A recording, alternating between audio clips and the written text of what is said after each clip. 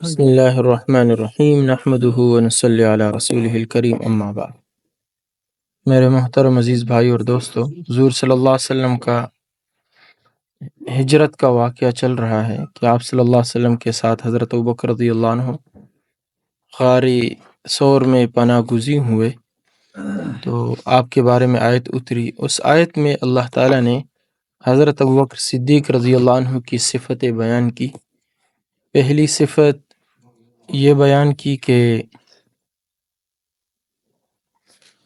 اللہ تعالیٰ نے آپ صلی اللہ علیہ وسلم کو سفر کا جو یار دیا وہ حضرت ابوبکر صدیق رضی اللہ عنہ کو دیا۔ سفر کی ہمراہی، یہ اگر کسی کو، یعنی ہجرت کے سفر کی ہمراہی، اس کی فضیلت اگر کسی کو حاصل ہے تو وہ حضرت ابوبکر صدیق رضی اللہ عنہ ہے۔ اور دوسری فضیلت یہ تھی کہ اللہ تعالیٰ نے تمام عالم کو آپ صلی اللہ علیہ وسلم کی مدد نہ کرنے پر عتاب فرمایا سوائے ابوبکر کے۔ تیسری فضیلت یہ تھی ثانی اثنین، دو کے دوسرے، کہ اللہ نے حضرت ابوبکر رضی اللہ عنہ کو حضور کا ثانی بنایا۔ اور ثانی خلیفہ جب کسی کام سے جاتا ہے، تو بادشاہ جب کسی کام سے کہیں جاتا ہے تو اس کا جو خلیفہ ہوتا ہے وہ ثانی کہلاتا ہے۔ تو اس سے بھی ثابت ہوا کہ آپ صلی اللہ علیہ وسلم کے بعد حضرت ابوبکر رضی اللہ عنہ خلیفہ ہیں۔ چوتھی فضیلت اذ ہما فی الغار، کہ غار میں وہ دونوں تھے، تو یار غار ہونا یہاں سے ثابت ہوا۔ اور پانچویں فضیلت تھی لصاحبہ، حضرت ابوبکر رضی اللہ عنہ کا صحابی ہونا، آپ کی صحابیت اس آیت سے ثابت ہے۔ اور چھٹی فضیلت تھی لا تحزن، اس بارے میں کل ہماری بات ہو رہی تھی۔ حجت الاسلام حضرت مولانا محمد قاسم نانوتوی رحمۃ اللہ علیہ، جو کہ بانی دارالعلوم دیوبند ہیں، وہ فرماتے ہیں کہ لفظ لا تحزن، جس کا مطلب یہ ہے کہ تم غمگین نہ ہو، یہ لفظ حضرت ابوبکر رضی اللہ عنہ کے عاشق صادق اور مؤمن مخلص ہونے پر دلالت کرتا ہے، ورنہ ان کو غمگین ہونے کی کیا ضرورت تھی؟ بلکہ موافق عقیدہ شیعہ، یعنی جیسے شیعہ لوگوں کا عقیدہ ہے، معاذ اللہ، اگر ابوبکر رضی اللہ عنہ دشمن رسول تھے تو یہ نہایت خوشی کا محل تھا کہ رسول اللہ صلی اللہ علیہ وسلم خوب قابو میں آئے ہوئے ہیں۔ اسی وقت پکار کر دشمنوں کو بلا لینا تھا تاکہ نعوذ باللہ وہ اپنا کام تمام کریں۔ دشمنوں کے لیے اس سے بہتر اور کون سا موقع تھا؟ مگر کہیں انصاف کی آنکھیں اگر مول لیں تو ہم حضرات شیعہ کے لیے مول لے لیں اور ان کو دیں کہ وہ کچھ تو پاس رفاقت خلیفہ اول کرے، وہ تو کچھ خیال تو رکھیں حضرت ابوبکر صدیق رضی اللہ عنہ کا۔ غار میں تنہائی تھی، ابوبکر کو اس میں مار ڈالنے کا بہت اچھا موقع تھا، وہاں کون پوچھتا تھا، مار کر کہیں چل دیتے۔ اور ابوبکر کے فرزند ارجمند پسر کلاں یعنی حضرت عبداللہ بن ابوبکر غار ثور پر جاسوسی کے لیے مقرر تھے، انہی کے ذریعے سے دشمنوں کو اطلاع کرا دیتے، یا اسماء بنت ابی بکر جو کہ غار پر کھانا لے کر آیا کرتی تھی، ان کے ذریعے سے دشمنوں کو اطلاع کرا دیتے۔ اگر خاندانی صدیقی کو کچھ بھی عداوت ہوتی تو یہ رازداری اور جان نثاری کے معاملے میں نہیں ہو سکتے تھے، یعنی حضور صلی اللہ علیہ وسلم کے رازدار اور جانثار بنے تو اگر ان کے اندر کچھ بھی تھوڑی سی بھی عداوت ہوتی تو کبھی بھی یہ معاملہ نہ ہوتا۔ تو اتنے سارے موقع پانے کے باوجود، یعنی حضرات شیعہ کے کہنے کے مطابق، اتنے سارے موقع پانے کے باوجود انہوں نے حضور صلی اللہ علیہ وسلم کو کوئی نقصان نہیں پہنچایا۔ تو اس سے صاف ظاہر ہے کہ یہاں عشق رسول ہے، نہ کہ عداوت رسول۔ غرض یہ کہ ابوبکر رضی اللہ عنہ کا رنجیدہ اور غمگین ہونا اور دشمنوں کو دیکھ کر رونا، یہ سب آن حضرت صلی اللہ علیہ وسلم کے عشق و محبت میں تھا۔ اگر ابوبکر کو اپنی جان کا ڈر ہوتا تو بجائے حزن کے خوف کا لفظ مستعمل ہوتا۔ یہاں حضور صلی اللہ علیہ وسلم نے فرمایا لا تحزن، لا تخف نہیں فرمایا۔ تو اب اس کی وضاحت کریں گے کہ لا تخف اور لا تحزن میں کیا فرق ہے۔ اس لیے کہ عربی زبان میں حزن کا لفظ غم کی جگہ اور فراق محبوب یا تمنا کے فوت ہو جانے کے محل میں استعمال کرتے ہیں۔ حزن، لا تحزن حضور نے فرمایا، تو حزن کا جو لفظ ہے وہ غم کی جگہ پر استعمال ہوتا ہے، اور محبوب کے جدا ہونے یا تمنا کے کسی کی کوئی آرزو ہوتی ہے اس کے فوت ہو جانے کے موقع پر استعمال ہوتے ہیں۔ اور جہاں جان پر بنی ہو، جہاں اپنے اوپر کوئی مسئلہ آنے والا ہو اور ڈر کا مقام ہو، وہاں خوف کا لفظ استعمال کرتے ہیں۔ یعنی یہ عربی کا فرق بتایا، یعنی دوسرے کے لیے جو غم، دوسرے کے لیے جو پریشانی ہوتی ہے تو اس کو حزن کے ساتھ تعبیر کرتے ہیں، اور اپنے لیے جو پریشانی ہوتی ہے اس کو خوف کے ساتھ تعبیر کرتے ہیں عربی میں۔ چنانچہ اب اس کی دلیل میں موسیٰ علیہ السلام جب کوہ طور پر گئے اور پیغمبری ملی تو خداوند تعالی نے موسیٰ علیہ السلام کو حکم دیا کہ اپنے عصا کو زمین پر ڈالو۔ ڈالا تو ایک اژدہا بن گیا، عصا سے اژدہا بن گیا۔ موسیٰ علیہ السلام اس سے ڈر کر ایسے بھاگے کہ پیچھے پھر کر بھی نہ دیکھا۔ اس وقت خداوند کریم نے فرمایا، یا موسیٰ لا تخف انی لا یخاف لدی المرسلون۔ سورہ نمل کی آیت نمبر 10 ہے کہ اے موسیٰ ڈر مت، میرے پاس میرے رسول ڈرا نہیں کرتے۔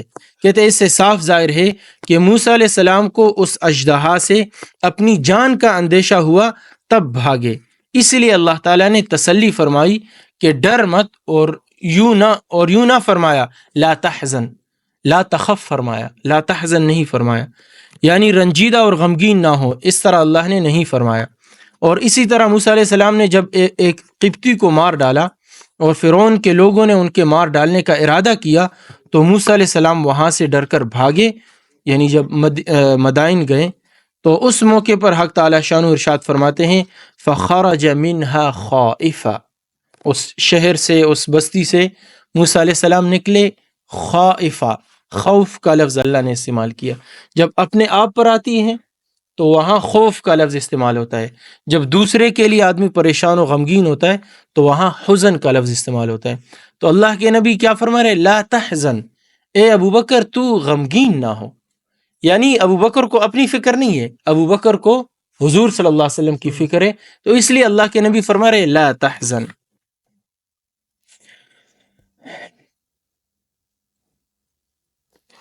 اور بیسیوں جگہ خوف کا لفظ کلام اللہ میں موجود ہیں، جہاں کہیں ہے یہی معنی ہے، اور جہاں غم کا مقام ہے وہاں حزن کا لفظ استعمال کیا گیا۔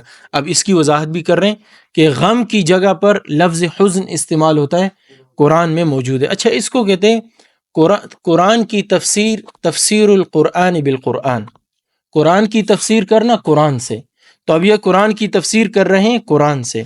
وہ کیسے کہ یوسف علیہ السلام کے بھائیوں نے جب حضرت یعقوب علیہ السلام سے کہا کہ اندیشہ ہے کہ تم یوسف کے غم میں کہیں مر نہ جاؤ، تو انہوں نے کیا کہا تھا کہ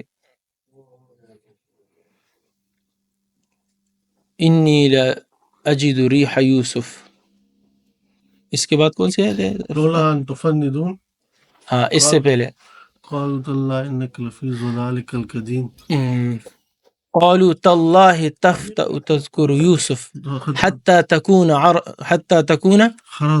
حرضا او تکون من الہالکین، کہ جب انہوں نے کہا کہ آپ یوسف کو تو بھلاتے نہیں ہیں، آخر کار آپ اپنے آپ کو ختم کر جائیں گے، تو حضرت یعقوب علیہ السلام نے ان کے جواب میں فرمایا انما اشکو بثی وحزنی الی اللہ، سورہ یوسف کی آیت نمبر 86 ہے، یعنی میں اپنی پریشانی اور غم کو خدا سے کہتا ہوں۔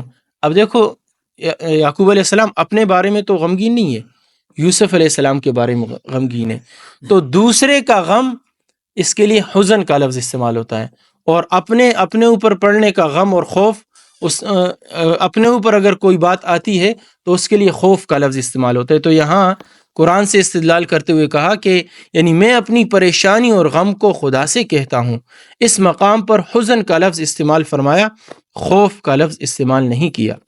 اس کے علاوہ اور بھی بہت سی آیات سے یہی ثابت ہوتا ہے کہ حزن کے اور معنی ہیں اور خوف کے اور معنی ہیں، جیسا کہ اللہ تعالیٰ قرآن پاک میں فرماتے ہیں ان الذین قالوا ربنا اللہ ثم استقاموا تتنزل علیہم الملائکۃ الا تخافوا ولا تحزنوا وابشروا بالجنۃ التي کنتم توعدون۔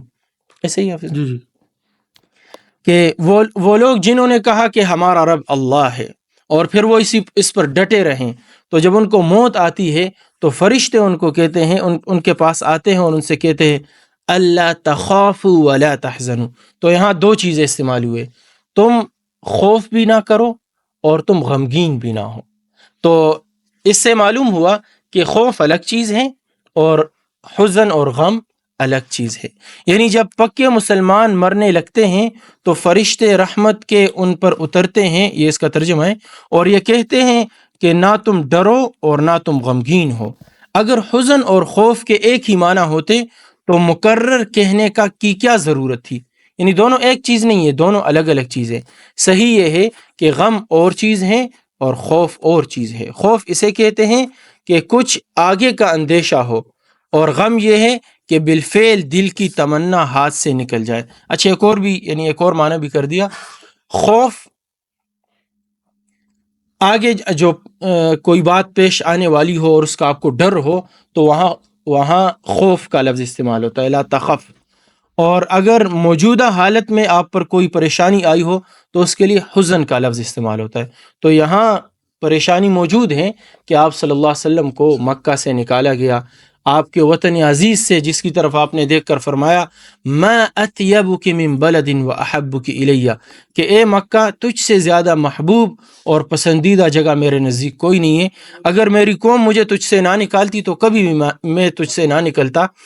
تو حضور صلی اللہ علیہ وسلم پر جو موجودہ پریشانی ہے اس میں حضرت ابوبکر رضی اللہ عنہ چونکہ مبتلا ہے تو آپ نے فرمایا لا تحزن.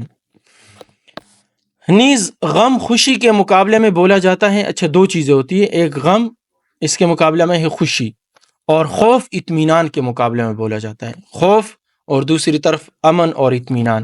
مثلا جب کسی کا کوئی عزیز و اقارب مر جاتا ہے تو اس پر جو حالت پیش آتی ہے اس کو غم کہتے ہیں، خوف کوئی نہیں کہتا.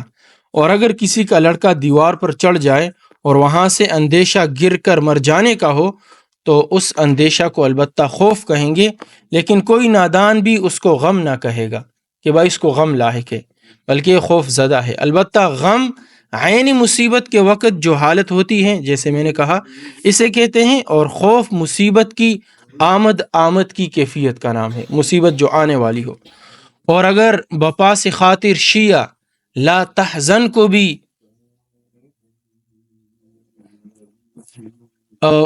بپاس خاطر شیعہ یعنی شیعہ کے دل کے خاطر ہم لا تحزن کو بھی لا تخف ہی کے معنی میں سمجھے، چلو لا تحزن کو سمجھو کہ لا تخف کے معنی میں ہے، تب بھی ہمارا نقصان نہیں، اس لیے کہ اس صورت میں یہ معنی ہوں گے اے ابو بکر مت ڈر. جو ظاہر ہے کہ حضرت ابوبکر رضی اللہ عنہ جو خوفزدہ ہوں گے اور ان کو جو اپنی جان کا کھٹکا ہوگا تو اسی سبب سے ہوگا کہ کفار کو ان کے ساتھ دشمنی ہوگی.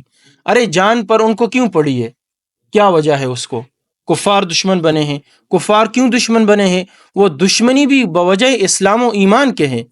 اگر ان کے اندر اسلام و ایمان نہ ہوتا تو کفار ان کے دشمن نہ ہوتے. جب وہ کفار ان کے دشمن نہ ہوتے تو ان کے دل میں خوف کس چیز کا ہوتا؟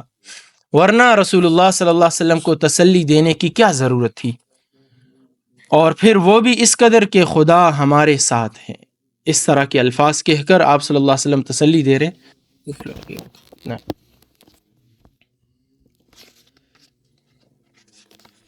چلو یہ دوسری بحث بھی لمبی ہے، بہت لمبا ہو جائے گا. تو یہ ہے حضرت ابوبکر رضی اللہ عنہ کے فضائل اس آیت میں جو اللہ نے بیان کیے ہیں. اللہ تعالی ہمیں صحابہ کرام رضوان اللہ تعالی علیہم اجمعین کی محبت نصیب فرمائے اور حضور صلی اللہ علیہ وسلم کے نقش قدم پر چلنے کی توفیق نصیب فرمائے.